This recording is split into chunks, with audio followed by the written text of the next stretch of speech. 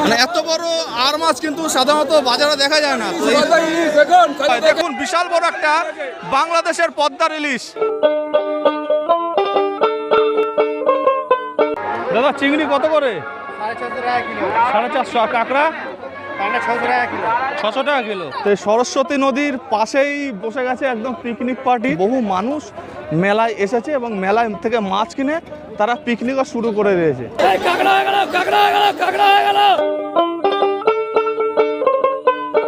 রয়েছি ব্যান্ডেলের দেবানন্দপুরের কৃষ্ণপুরে। এখানে বহু প্রাচীন একটি মেলা হয় যেটি মাছের মেলা নামেই বেশি পরিচিত। তো এই মাছের মেলায় মাছ তো দেখবই, তারই সঙ্গে দেখব মেলার চারিপাশের বিভিন্ন চিত্র। সঙ্গে থাকুন, দেখতে থাকুন। আমি সুমন বিশ্বাস এবং আপনারা দেখছেন টুরিস্টোলজি। আমরা মাছে ভাতে বাঙালি, একবেলা মাছ না হলেই মুখটা কেমন যেন বেজার হয়ে যায়। আর সেই মাছের টানেই ছুটে এলাম দেবানন্দপুর গ্রাম পঞ্চায়েতের অধীন কৃষ্ণপুরের মাছের মেলায়। আদিসপ্তগ্রাম অথবা ব্যান্ডেল স্টেশন থেকে অটো অথবা টোটো করে মিনিট 10-এর যাত্রাপথ অতিক্রম করে চলে আসা যায় কৃষ্ণপুরে। গ্রামের মেঠো পথ ধরে কিছুটা এগিয়ে গিয়েই দেখলাম বসেছে মেলা।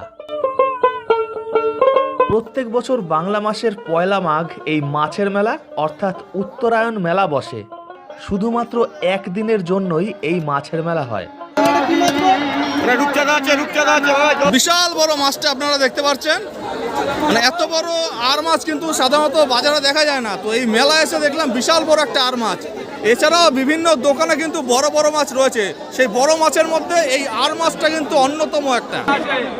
এটা হচ্ছে বাংলাদেশের ইলিশ। দেখুন বাংলাদেশের ইলিশ, যা সাধারণত বাজারে কিন্তু পাওয়া যায় না। বাংলাদেশের পদ্মার ইলিশ, তা কিন্তু জগৎ বিখ্যাত।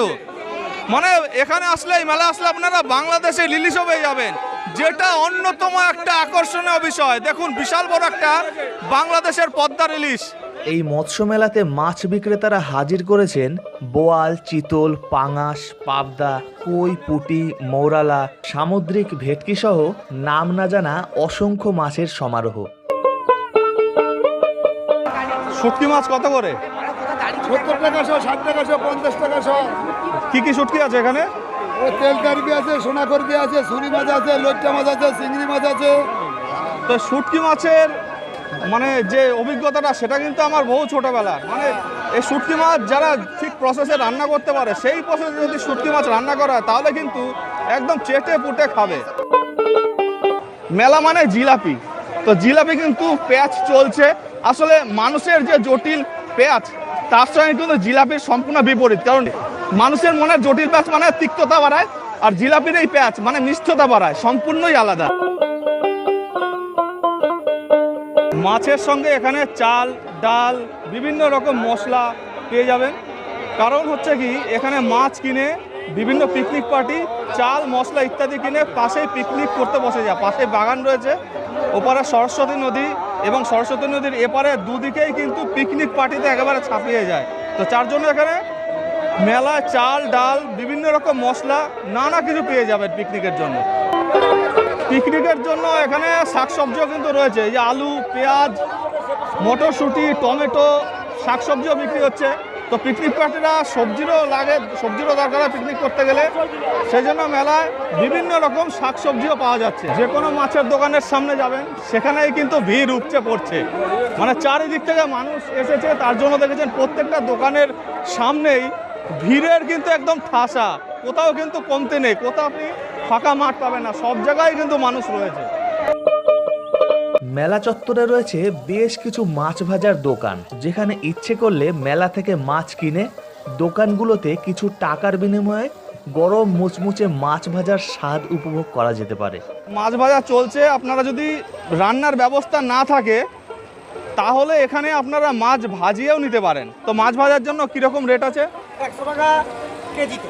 কেজিতে 100 টাকা। তো আপনারা 1 কেজি মাছ যদি ভাজেন তাহলে 100 টাকা দিতে হবে চার্জ। তো রান্নার ব্যবস্থা না করে আসলেও কোনো সমস্যা নেই। মেলার পাশে আপনারা বিভিন্ন রকম দোকান দেখতে পাবেন, যেখানে মাছ আপনারা ভাজিয়ে নিতে পারেন। এটা কি মাছ ভাজা হচ্ছে? কাতলা। বাহ।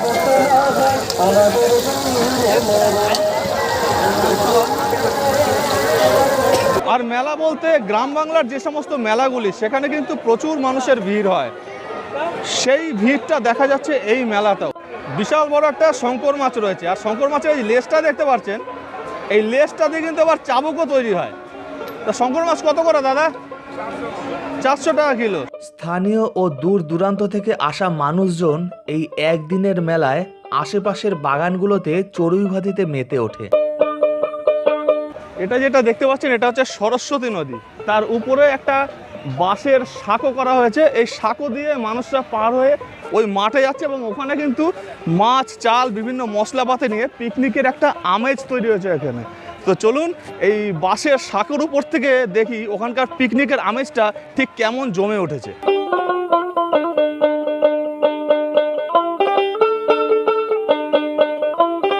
তো বাঁশের সাঁকো পার হয়ে এখানে বিশাল ক্ষেত রয়েছে, বিভিন্ন দিকে বিভিন্ন রকম সবজি চাষ হচ্ছে।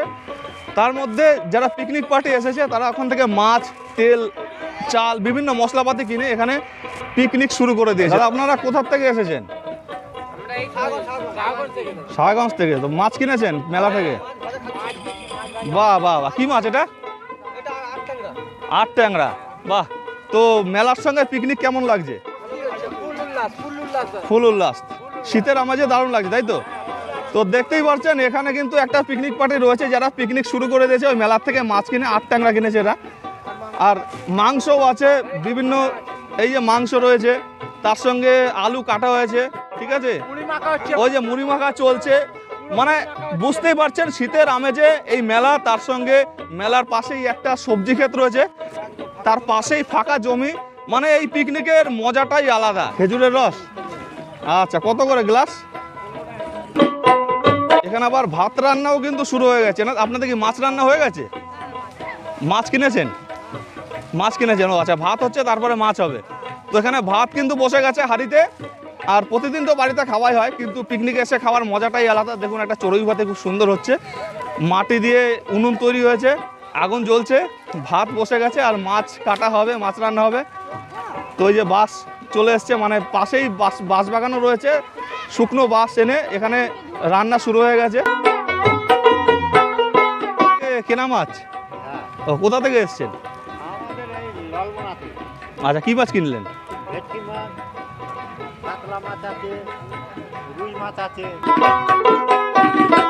আমবাগান থেকে শুকনো পাতা কোরানোর পর্ব চলছে।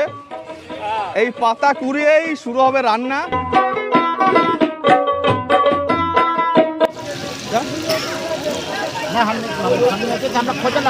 তো সরস্বতী নদীর পাশেই বসে গেছে একদম পিকনিক পার্টি। বহু লোক এসছে পিকনিক করার জন্য। তো এখানে মেলা থেকে মাছ কিনে এখানে পিকনিকও শুরু হয়ে গেছে। দেখেছেন লাইন দিয়ে শুরু করে আপনার যত দেখতে পারবেন বহু লোক পিকনিক করছে। মানে এখানে শুধুমাত্র যে হুগলির লোক আসে তাই নয়, উত্তর 24 পরগনা, দক্ষিণ 24 পরগনা, নদিয়া থেকে বিভিন্ন জেলার মানুষ। মাংস রান্না হচ্ছে আর বিভিন্ন অ্যারেঞ্জমেন্ট চলছে। আর এই সরস্বতী নদীর পাড়ে শীতকালে পিকনিকের একটা আমেজ, সেটা কিন্তু ফিলিংসই আলাদা। যারা এখানে পিকনিক করছে তারাই কিন্তু বুঝতে পারবে যে শীতকালের যে মজাটা কোথায়। এখানে বাঁশ বাগান দেখতে পাচ্ছেন, এই যে শুকনো বাঁশ, এগুলোই ভেঙে নিয়ে গিয়ে বিভিন্ন পিকনিক পার্টি পিকনিকও করছে। শুকনো পাতা, শুকনো বাঁশ, সুতরাং জ্বালানির কোনো অভাব নেই এখানে। এই মেলার সাথে ওতপ্রোতভাবে জড়িয়ে রয়েছে বৈষ্ণব ধর্মীয় শ্রী রঘুনাথ দাস গোস্বামীর আখড়া। এই মেলার ইতিহাস সম্পর্কে একটি প্রাচীন অলৌকিক ঘটনা শোনা যায়। মাঘ মাসের পয়লা দিনে গ্রামের বেশ কিছু বৈষ্ণব রঘুনাথ দাসের খ্যাতি ও জ্ঞানের পরীক্ষা নেবার জন্য তার আখড়ায় আসেন। বৈষ্ণবরা বললেন তাদেরকে ইলিশ মাছের ঝোল ও আমের চাটনি রান্না করে খাওয়াতে হবে। এ যে মহা বিপদ, মাঘ মাসে আম ও ইলিশ মাছ কি করে হবে? কিন্তু শ্রী রঘুনাথ দাস গোস্বামী অসীম ক্ষমতা ও অলৌকিক শক্তি দিয়ে জমিদার বাড়ির পুকুর থেকে ইলিশ মাছ এবং বাগান থেকে আম নিয়ে এসে মাছের ঝোল ও আমের চাটনি রান্না করে খাওয়ান। আর সেই দিন থেকে প্রত্যেক বছর মাঘ মাসের পয়লা দিনে এই মেলা বসে। আখড়াতে রয়েছে রঘুনাথ দাস, রাধাকৃষ্ণ এবং মহাপ্রভুর বিগ্রহ। সত্যিই অদ্ভুত এই মেলা।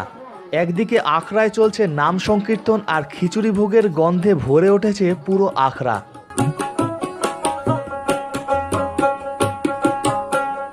অপরদিকে কিছুটা দূরে চলছে মাছ বাজারের কেনাবেচা ও মুচমুচে মাছ ভাজার গন্ধ। অপূর্ব এই মেলার দৃশ্যে সব কিছু যেন মিলেমিশে একাকার। তো ভিউয়ার্স, ভিডিওটি ভালো লেগে থাকলে অবশ্যই লাইক করবেন, কমেন্ট করবেন এবং শেয়ার করে অন্যকেও দেখার সুযোগ করে দেবেন। আর আপনি যদি বেড়াতে ভালোবাসেন এবং ইতিহাসকে জানতে চান তাহলে এই চ্যানেলটি অবশ্যই সাবস্ক্রাইব করবেন এবং পাশের বেল আইকনটি ক্লিক করে অল প্রেস করবেন, যাতে পরবর্তী নতুন ভ্রমণের ভিডিওগুলি সবার আগে আপনার কাছে গিয়ে পৌঁছয়। তো ভিউয়ার্স, ভিডিওটি আজকে এই পর্যন্তই। আবার দেখা হবে পরবর্তী নতুন ভিডিওয়ে।